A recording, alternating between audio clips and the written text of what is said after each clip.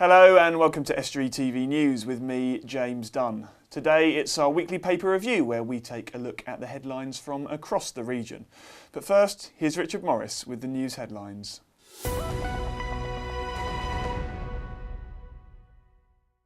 Hello, in the headlines today, an award has been given to Grimsby Crematorium and people across our area have been getting online, in some cases for the very first time. Areas of North East Lincolnshire will be receiving lane closures due to grass cutting.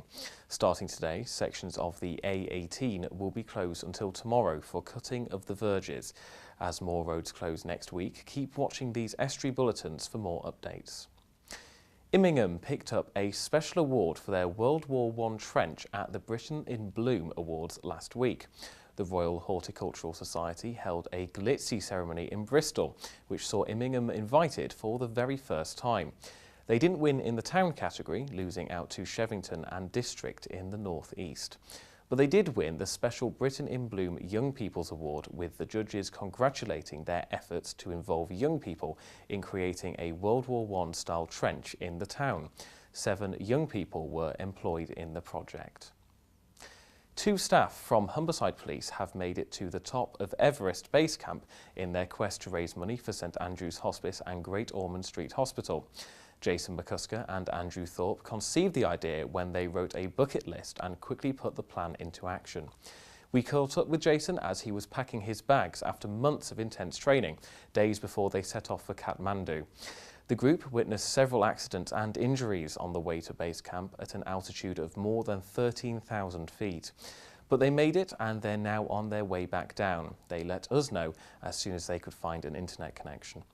And here's Andy posing in his beloved Grimsby Town shirt, which he promised he would do in return for the club's support, despite having to do a shirt change while it was minus 10 degrees outside. The Grimsby Crematorium has received an award. The staff have received the Wesley Award, which is given by the Institute of Cemeteries and Crematorium Management in recognition of excellent customer service. The Institute have honoured North East Lincolnshire Council for the scheme they have introduced to sell memorials directly to the public. The council decided some time back to go into the business of selling memorials, and it was an exciting initiative, and this has been recognised by a national body. We're the only one in the country to receive this award, and I'm really pleased for the staff, the council and everybody involved.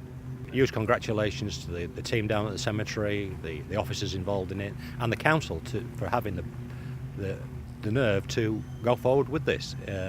It will open the doors to other councils to look at what we're doing and seek this new initiative for everybody. Budding historians are needed to create exhibitions at the Museum of East Riding Rural Life. The museum, which is based on Skidby Mill, relies on a small team of volunteers to research, collate and display exhibitions which will be of interest to the public. The current temporary exhibition looks at the role horse racing has had in East Yorkshire life, highlighting the country's oldest flat race, the Kipling Coats Derby, as well as the racecourse at Beverley and the one formerly in Heddon. Jean Ross coordinates the volunteer group. 6 of us at the moment. We used to have more, but unfortunately the group's dwindled a little bit in the last year. We're all retired, so we all just enjoy doing it. We've all got an interest in local history. We decide what areas we would like to cover, and each of the group will decide what part they would like to look at. We meet once a month, so we go away, we come back next month, and we pool our resources basically and see what we've all found out, see if there's any other areas that we hadn't thought about that we would like to cover. Sometimes we find that an area we would like to look at, there isn't much information, so we have to change tactic a little bit. People are being encouraged to try getting online for the first time. Around North East Lincolnshire last week, libraries were hosting Get Online Week, part of a wider initiative encouraging people to come and use the free computers and learn how to use the internet, alongside being given help with their own devices such as tablets. We spoke to Jenny Mooney about what these sessions had to offer. Well, they run regularly in all the libraries, as I said, so it's anyone who's getting started, who wants to find out about particular websites. We have a lot of people who like to do family history. Some people bring in their own devices, they want advice on how to use them. iPads, etc.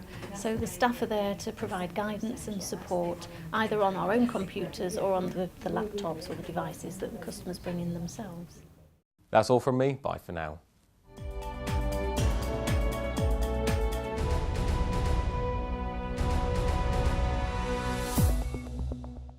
Thank you, Richard. Now, as I said earlier, it's time for our weekly paper review where we take a look at what's happened throughout the week. Today, my guest is Jonathan Byrne, the Communications Coordinator for YMCA Humber. Hello, Jonathan. Hi, James. I'll call you John.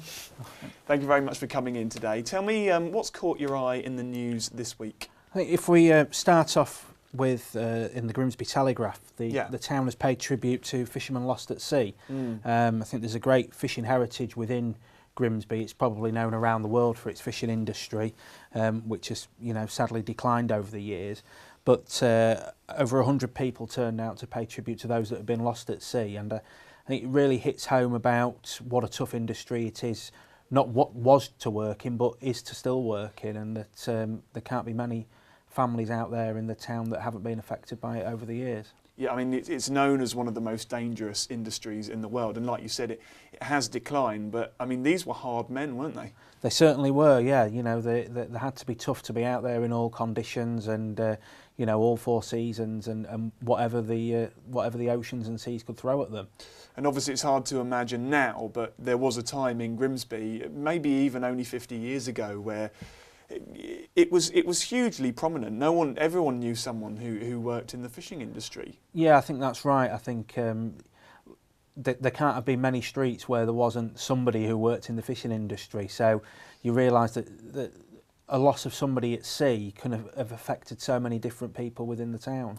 And I suppose all these decades later, it just shows how important it was that more than 100 people turned out to pay tribute to them. It does, yeah, and you wonder whether we should maybe make a little bit more of our fishing heritage. I know, it is quite prominent in the town, but is it prominent enough?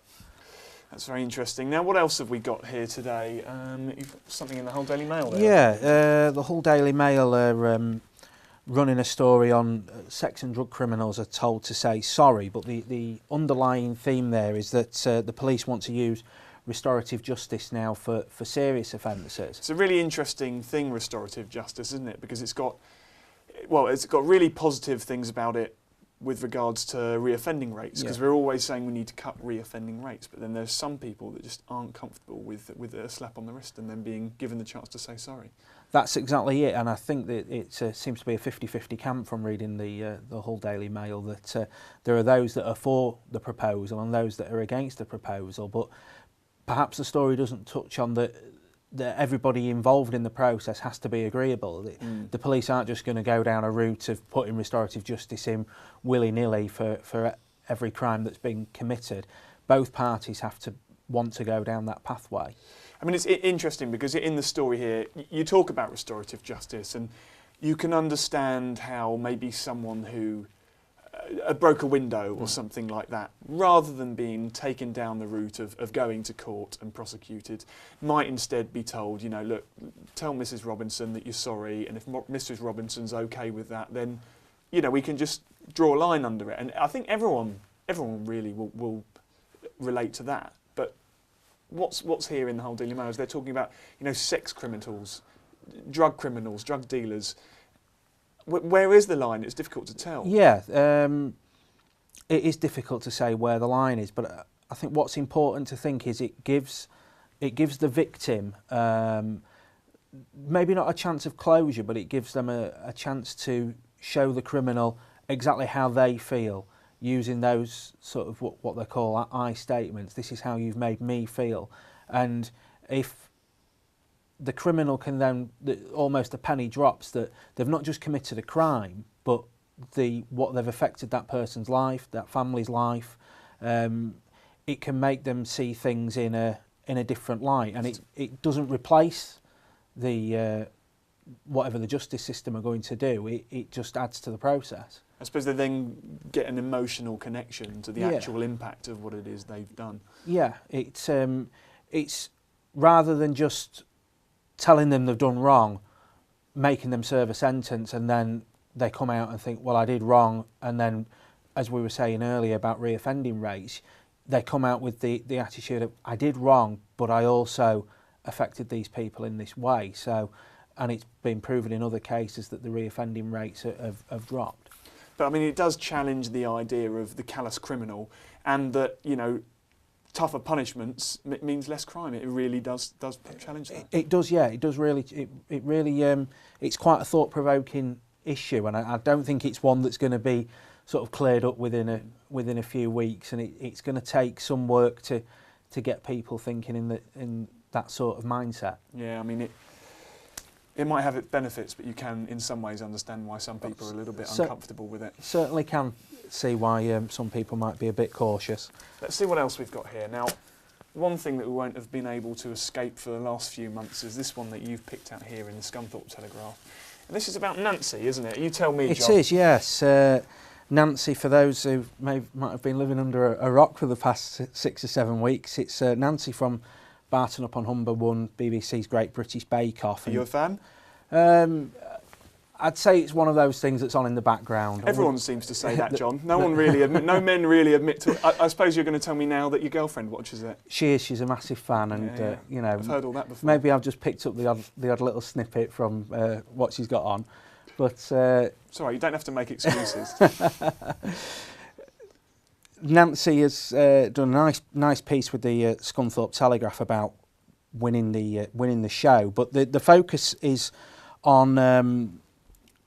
She's been told she's a natural for TV, and that she might be going down the path of doing her own cookery programme, and it starts to become apparent that almost like reality TV shows that we see, and the TV stations are full of them now, that they're almost a scouting ground for new TV shows and new presenters. And if you look at a lot of the people who are presenting on TV shows today, they perhaps entered a reality show, weren't great at what they were meant to be doing, but had the charisma and the personality that's caught somebody else's eye, and it's opened up another career path. Because you mentioned Rylan from X Factor. He's presenting a lot of things now. Seems to be on a lot of things. Mark Wright from The Only Way of Essex. Exactly, yeah, he seems to have a lot of TV shows on the air, and you just wonder whether instead of going down the sort of acting school pathway, whether people might start to think, I'll try my hand at that, and that might lead to something else. Well, they say Bake Off changes your life, and maybe we'll be seeing a lot more of Nancy on our screens. It looks like we probably will be, yeah. It's brilliant. Right, let's see what else we've got here. So, I mean, there's this story here. I mean, it's one of the big sports stories of the week, and this is about Hull City in the Hull Daily Mail, saying that they're back in profit for the first time in, I think it was 11 or 12 years. They posted profits of 9.4 million for the period ending 11-month period in the 2013 to 14 football season. It's a lot of money, isn't it? It's a lot of money, and the headline is obviously Hull City post a profit, but it's when you actually go delving into the article and that you see that eye-watering sums. There is some of the sums there make you realise the difference between the Football League and the Premier League, and something like 700% that Hull City's turnover increased last season. Yeah, to 84 million. To 84 million pounds, and that their wage bill is over 40 million pounds. You can understand why people get a bit uncomfortable with it. You can see there. You wonder what the YMCA could do with a budget. What could the YMCA do with 40 million pounds? It would keep our charity afloat for a number of decades, long after I've gone. Now, I'm afraid that's all we've got time for, John, but thank you very much for your time. Don't forget that if you've got any stories to share with us, you can get in touch with us on Grimsby, that's 01472 31553.